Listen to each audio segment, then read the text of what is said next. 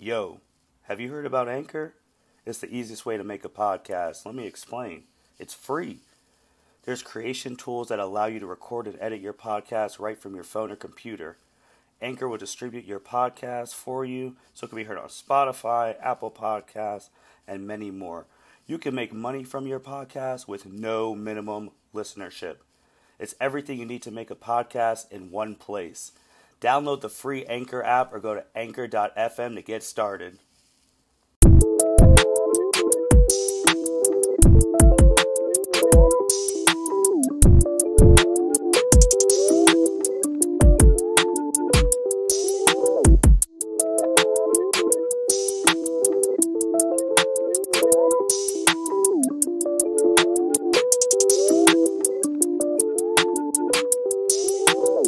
Welcome, everyone, to the L7C Podcast NFL edition. We are finally at week 17, and there's a lot of things we need to talk about. So we have the NFL expert, Justin Akindele, with us today. How you doing today, sir? I'm doing well, man. How you doing today, brother? I'm feeling good. Good. You're feeling good after that big win. Oh, I'm feeling real good. Just step one for Ohio football of the weekend. We still got the Cleveland Browns, and we're going to talk about their situation later on. But yeah, man, it's great to be a Buckeye today. Can't complain. It is, man. That plus 7.5 cashed in. I don't know where they got the damn line from, but it was wrong because it was what ended up being 21. They won by 21. Yeah. Oh my God. After the second quarter, I was like, it's a wrap. Oh, so the first game, Notre Dame covered. Yeah, I know. I actually bet on them later. They only covered from the last touchdown. Mm-hmm. So if you had Alabama, you were the right side, but just that garbage time touchdown that does it to us sometimes. I love it. But going to the pro game, we're in week 17, man. We both said back when coronavirus started, if there was one league that was going to get through everything, it's the NFL, and they're about to finish their regular season. And we got a lot to talk about. We're going to recap some of the big games, and we are going to go over these crazy playoff scenarios that we have for this Sunday. So let's just hop right into it. First big game was the Steelers and the Colts from last week. We talked about how the Steelers could potentially, if they lost this, they might have lost 5 games straight. And Steelers won the game 28-24. They snapped their 3-game losing streak. Was this the game that the Steelers needed to show the league that they could do things in the playoffs, or you think it was just a fool's gold game? Well, they need the game to show themselves that they can be formidable in the playoffs. I don't know if it's going to affect our reading on the Steelers, but they needed that game for themselves first and foremost, and they were able to get done in the second half. Big Ben looked like he did the past 3 weeks, washed in the first half, and then the second half, he just said, "Fuck it, let me just start throwing the ball." Finally did that, and they got the results they needed to. But I don't think that it's going to translate really to anything in the playoffs because the stuff that they don't do well doesn't translate well to playoff football. Yeah, you're right. Big Ben probably had one of his best games in a while. Went 34 for 49, 341, and 3 TDs. And Phillip Rivers went 21 for 34, 270, 1 touchdown, 1 pick, 1 fumble loss there. And Juju Smith-Schuster, who was in the news because of the TikToks and not getting touchdowns, he got a touchdown. So that was good on him. But now the Colts needed to win that game for their playoff situation. So what's it looking like for the Colts? Do you think they play Jacksonville this Sunday, they're going to win, but do they have a shot of getting in? And if they don't get in, where do they go from here? Because they have a good team. They just need a younger quarterback. Yeah, I think the Colts are going to do their part of the job and win the game Sunday against the Jaguars, but they need help. I mean, for them to get into they need help to get into the playoffs, even if they do win. They need either a Baltimore loss, a Cleveland loss, or a Miami loss. And if they want to win the division, they need Tennessee to lose. And I don't think all 4 of those things are going to happen. So they don't need all those to happen. They need one of the four things to happen. So they might get lucky. I don't think that is going to happen this week.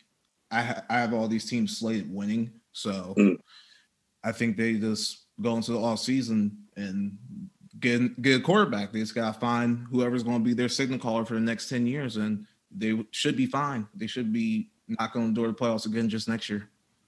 We'll see. Going from that game to another big game was the Washington football team versus the Carolina Panthers.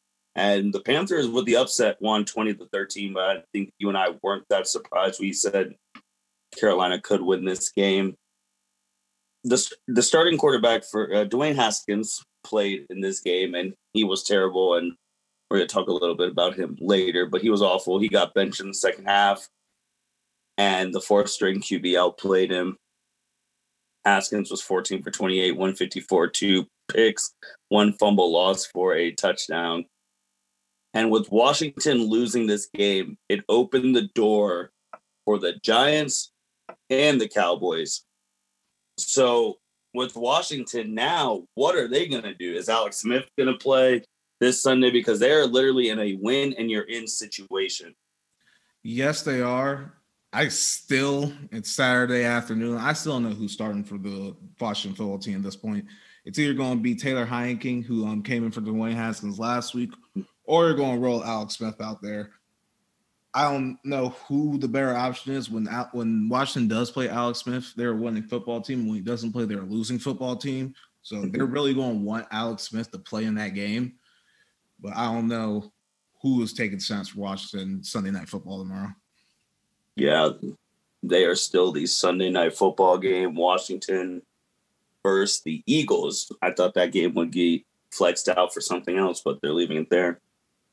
And Carolina, I feel like they're one of those teams where in NFL, like purgatory, because they're not super, super bad to get one of those top 3 picks, but they're not super, super good to be in playoff contention. Is it really just Christian McCaffrey just needs to play with what they have now, or do they need more?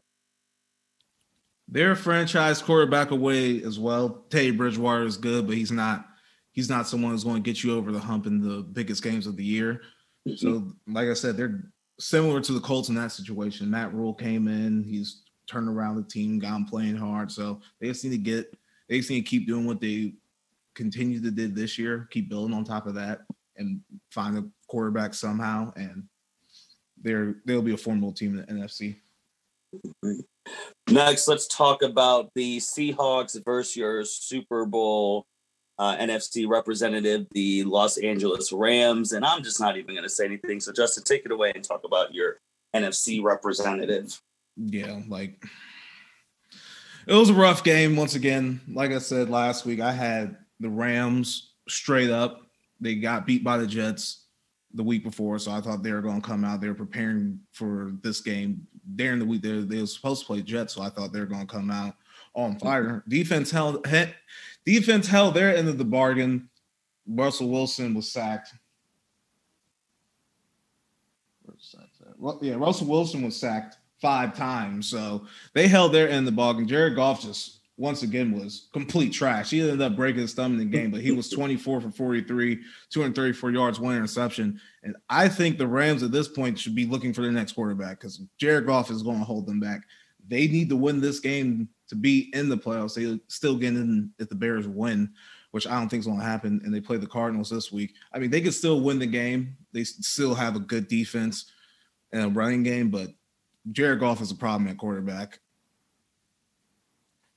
Justin, I'm shocked. How do you go from 2 weeks the Rams are going to go to the Super Bowl to they need a new quarterback? What's changed in 2 weeks? Jared Goff went down the shit the past 2 weeks. I mean, he's holding them back at this point. I mean, they have a top 5 defense, a top 5 running game. If Jared Goff doesn't make stupid turnovers, just make stupid decisions, they're a playoff team right now. They should have won the game last week. They have no excuse for losing to the Jets 2 weeks ago.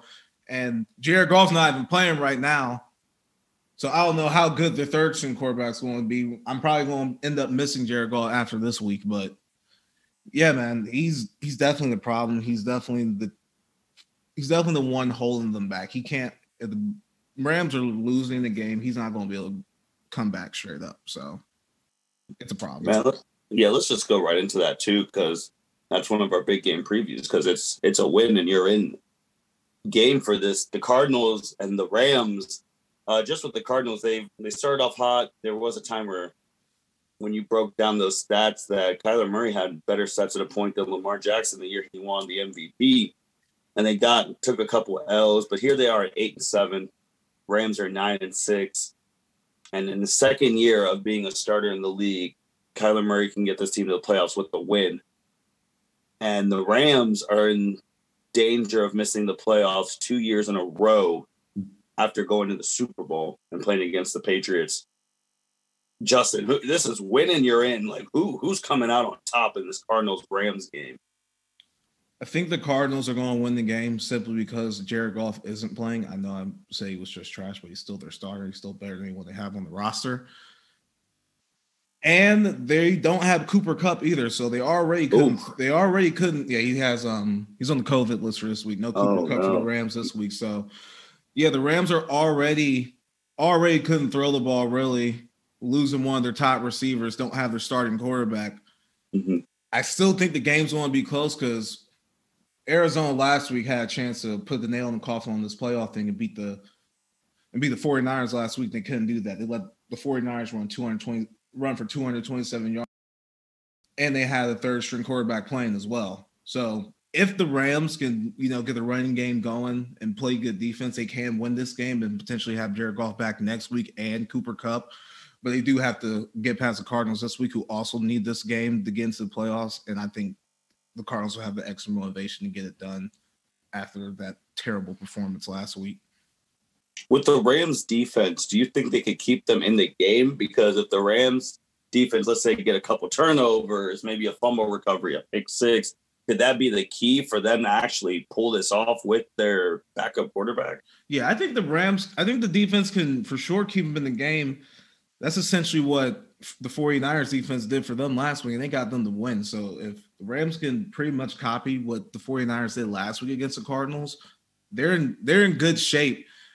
I just don't think with the Cardinals' extra motivation, Kyler Murray's going to be playing. He had a lower leg injury. He was on the injury report with a lower leg injury, so he might not be 100%. But they do need to win this game. They do have a better offense. Their defense isn't bad. And they're playing a third-string quarterback. They are playing a backup quarterback, so they should win the game. But it's going to be a close game. It's a divisional matchup. Sean McVay is a good coach. He doesn't really lose to Arizona Cardinals, but I think they dig down deep enough to get the win. Okay. But, man, we have and these are two of the teams, too. We have a whole bunch of playoff spots up for grabs. And it's in a COVID year, with people having to sit out for contact tracing and all of that, you wouldn't even know, because this NFL year has been actually very entertaining. And I haven't, in my past, at least the past 5 years, I don't remember week 17 with so much in doubt. Do you? If I looked it up, I could probably find one, but at least not the past couple of years. It hasn't been like this. There's a lot on the line this week. So speaking of those teams with a lot on the line, just go into the AFC back. Steelers, they're the 3 seed right now, and they're going against the Cleveland Browns, who is the 7th seed right now. And Cleveland, they had a chance to clinch last week against the Jets. Their whole receiving core was out due to COVID, so they had to bring some practice squad guys in. They took that loss. And they also could have gotten if Miami would have lost to Oakland, but Fitzmagic happened and Oakland lost to Miami. And the Browns, they have not been in this situation in a very long time, a win and you're in situation. What is the pressure level for the Browns? Can they get this done? Like, what are you seeing? Because if they win this game, there's going to be a lot of different dominoes falling in the AFC. So what are you seeing? Yeah, it's definitely a pressure-packed moment for the Cleveland Browns. They're still dealing with COVID issues. The facility had to shut down twice this past week. I think they might have to shut it down again this morning. Mm-hmm. So they're still dealing with COVID over in Cleveland. The Steelers are honestly just trying to rest up for their next playoff game. They can't get a bye. They're not. I don't think they're really too worried about home field advantage. At least getting the number 2 seed. Big Ben is. They already announced that Big Ben is not playing. Mason Rudolph's playing. Mason Rudolph was 5-3 as a starter last year. 13 touchdowns, 9 interceptions, but he's nothing special. This is also the rematch of the game where Myles Garrett took his helmet off and chucked Mason Rudolph with it. I'm expecting a Browns win. They need it. It's a huge game for them.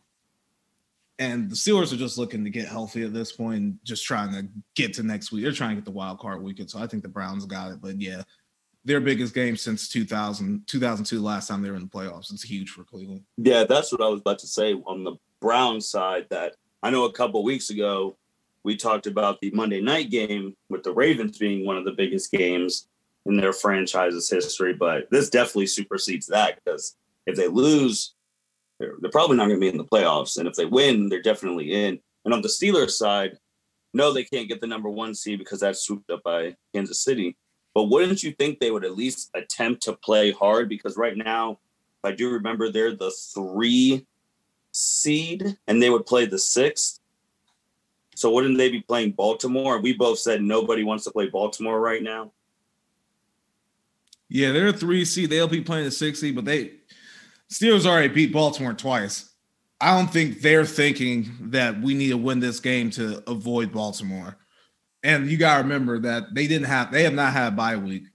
Their COVID situations and what you had have made them lose their bye week.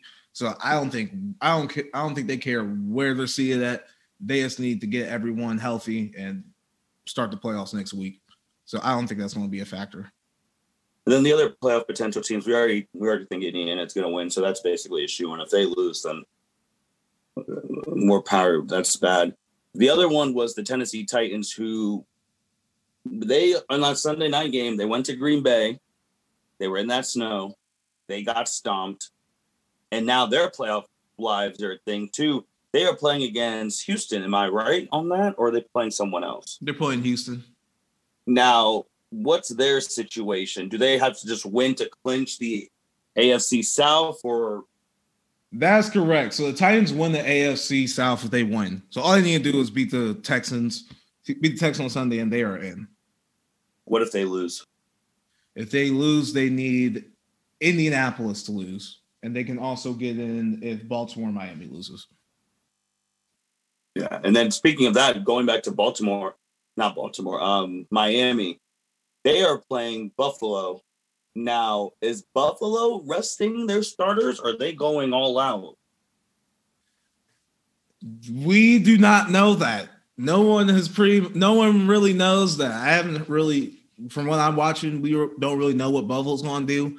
I'm thinking that they're not going to play their stars the whole game. They might start the game out with their stars in, but I don't think they're going to be finishing the game after we got the news that Big Ben's not playing.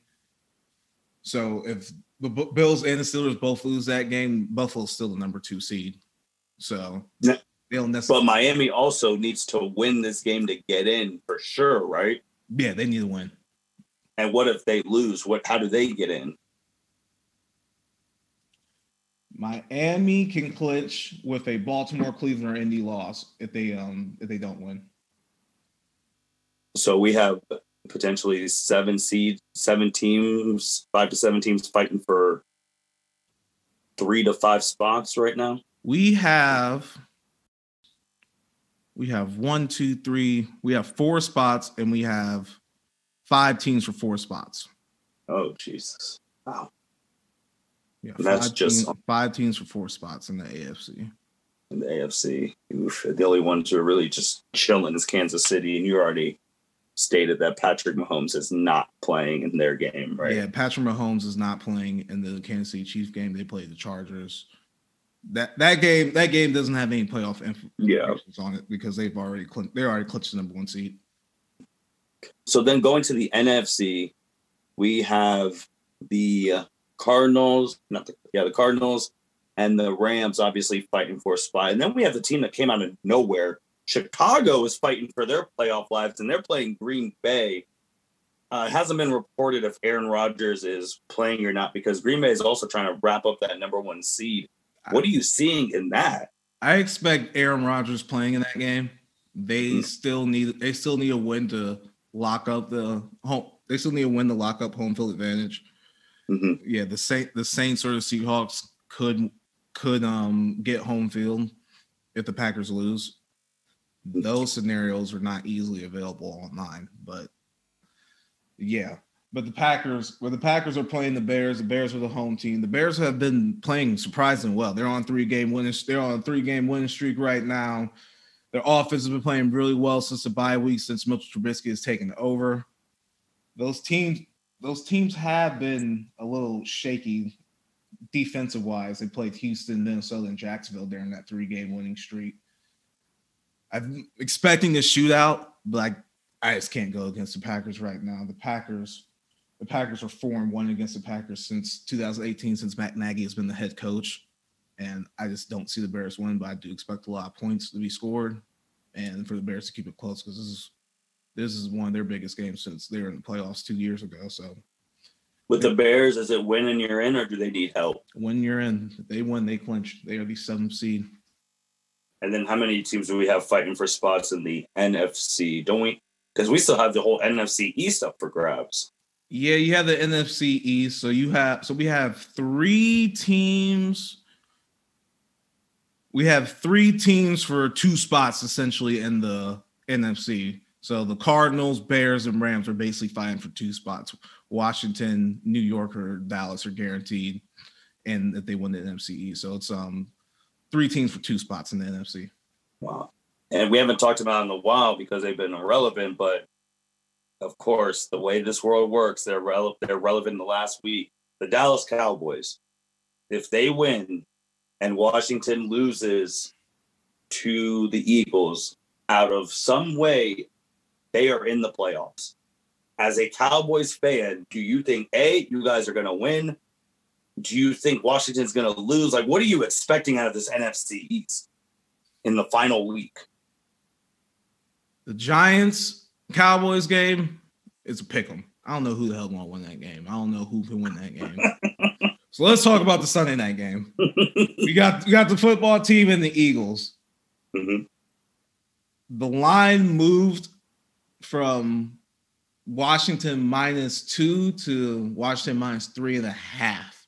So the Eagles have a lot of guys who aren't going to be playing. I know Fletcher Cox, their big defensive tackle, isn't playing, and that's a primary reason why the Cowboys were able to put up so many points against the Eagles last week, because Fletcher Cox wasn't playing, and that secondary is just awful.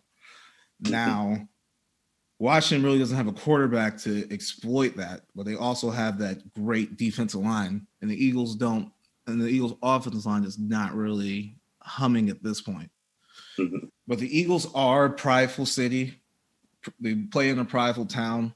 Should be a prideful team. Jalen Hurts has been moving the ball significantly better than Carson Wentz.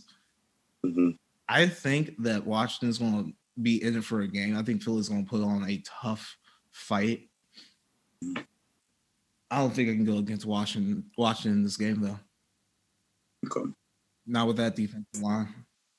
With Jalen Hurts, if they do win, if the Eagles do win, and he has a magnificent performance, let's just say 333 touchdowns, no picks, 57 yards rushing, and a rushing touchdown, something like that, would that officially solidify him as the starter going forward, or are they still going to battle it out at QB camp? Because for people who are stationed in Ohio, I feel like we are also the Philadelphia news when it comes to this team. Okay. Yeah, even if Jalen Hurts does have a great game, I still think it's going to be an open QB competition, just simply because of the fact that the Eagles owe Carson Wentz too much money. He's simply not going anywhere next year. So it's going to be an open QB competition. They're going to have to see who plays better in camp and who's going to be running the team next year. You can't just slate Jalen Hurts to be the starter when you owe Carson Wentz so much money and you can't potentially deal him. If you can't find a way to get that dead cap money from trading him off the books, you got to keep him. Okay. Just throwing that out there. Since we're talking about the Washington football team, before we go to Aki's bets of the week. Let's just get this on with Dwayne Haskins. Dwayne Haskins was released this week on Monday, I believe. And that was a shocker to everyone because not only was he just a starter and he started some games for them, he was also a top 20 draft pick, and he was just drafted 2 years ago. When you first heard the news of that happening, what was your initial thoughts? I was a little shocked. You just don't see that happening. You just don't see teams releasing guys on rookie deals. The NFL values cheap labor. So he must have been a team cancer. They're going to cut you on your rookie deal. That's the assumption that I went to after they cut him. He must be a team cancer. They must not be able to even deal with the guy. So we don't even need you here is what I'm thinking. Yeah, I was shocked. I was disappointed, embarrassed. Things were coming out that he wasn't studying the playbook. He wasn't being the first one in the gym or at practice and the last one to leave type. Alex Smith and all those other quarterbacks were beating him there, and he was leaving before them. Obviously, just literally last week we were talking about him having these strippers at his private thing or whatever, and that coming out and the irresponsibility of that just because, if he's not afraid of catching COVID, his head coach was literally battling cancer during this whole thing. So putting his coach at risk and things like that. And we've talked about it. This wasn't the group who drafted him. That whole coaching staff and all that were gone. And that Jay Gruden didn't even want him. It was the owner who wanted him. So for the owner to be like, yeah, I'm sick of him, he can go. That's just bad. And these NFL starting quarterback jobs are there's 32 teams now, or is it still 31? 132. Yeah, so one of 32.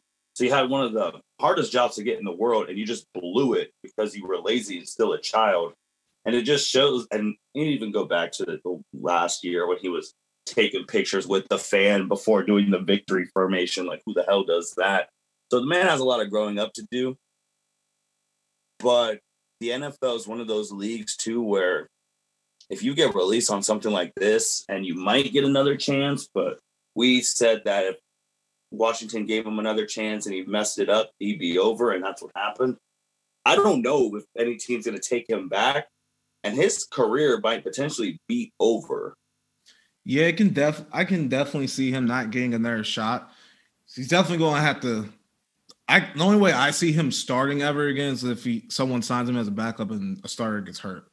Yeah, I don't think anyone's bringing Dwayne Haskins in to compete for a starting quarterback job at this point in his career after what has transpired in Washington.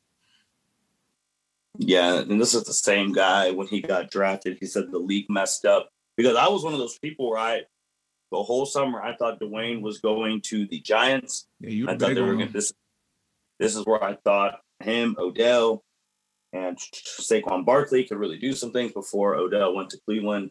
And I was shocked that they went with Daniel Jones because, I watched Duke games and they weren't good.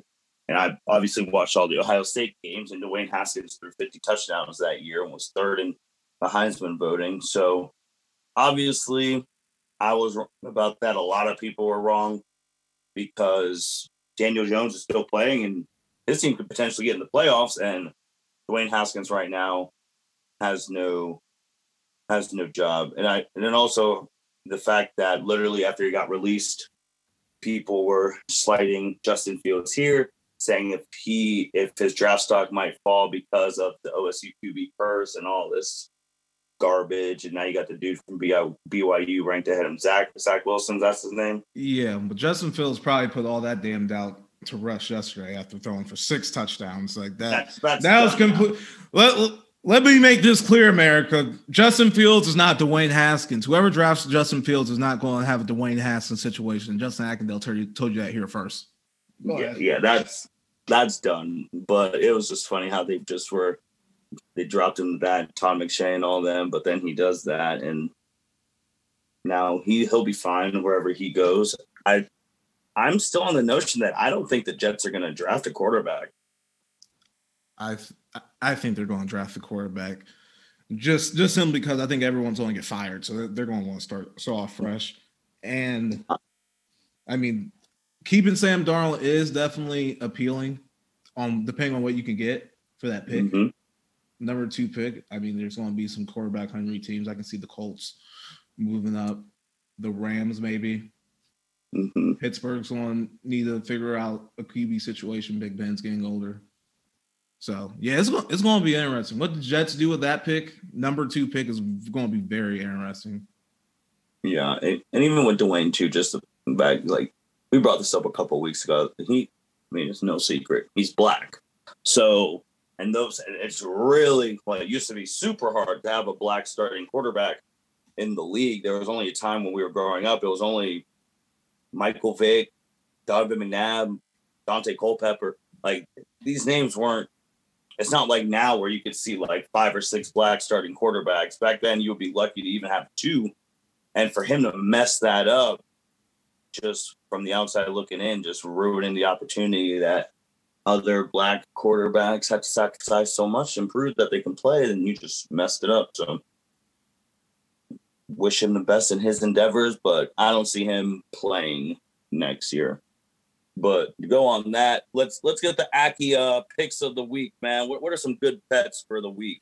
Yeah, I had to change some of the bets since the email that I sent you yesterday because, new information. Right now, I got Miami +3 against Buffalo. Miami's winning, you're in. And I just don't think Buffalo's going to be playing all their stars the whole game. So I just think it's a good spot. Miami getting some points. I like the Green Bay Chicago over.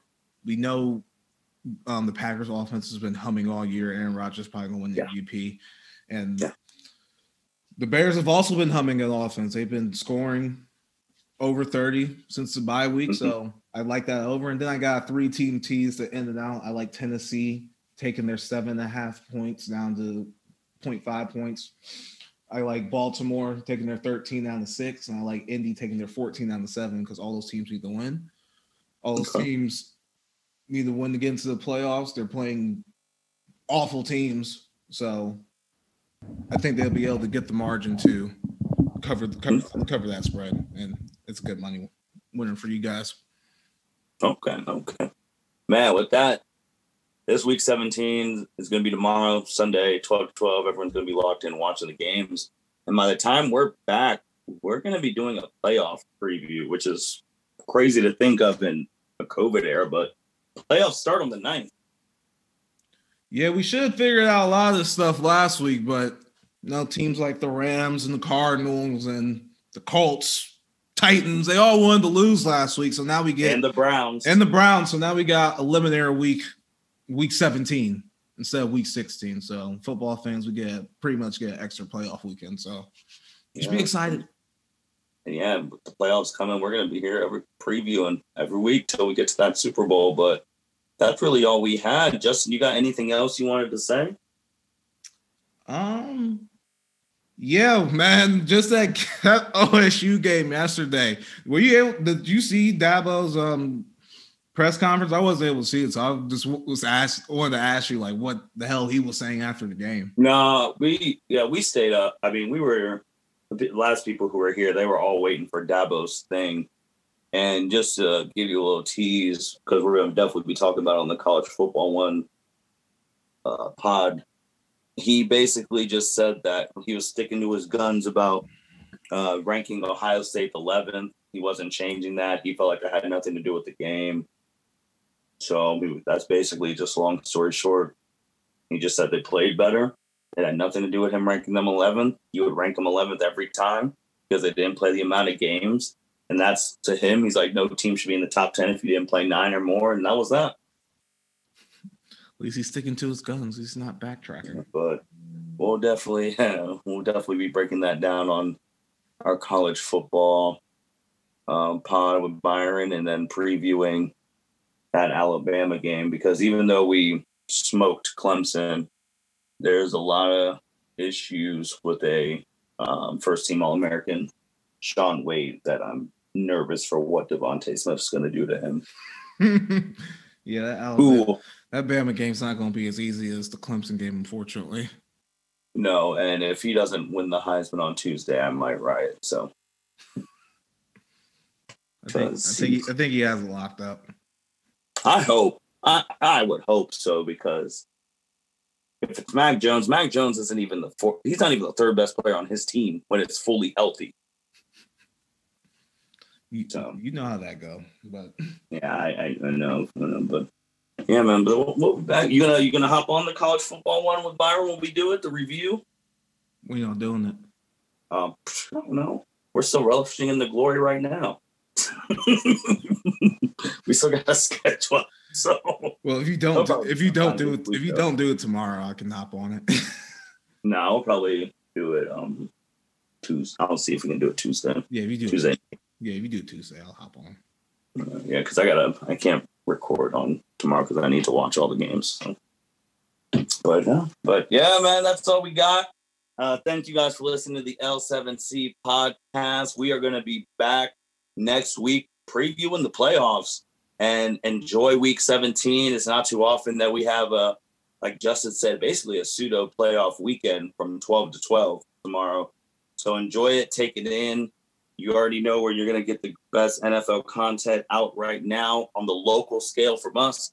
So take care and have a good one. And Happy New Year. Happy New Year. Take care. Thank you for listening to this episode of the L7C podcast. Be sure to like, rate, review, and subscribe to the channel. Follow us on all social media platforms, and we'll be talking to you guys soon. Take care.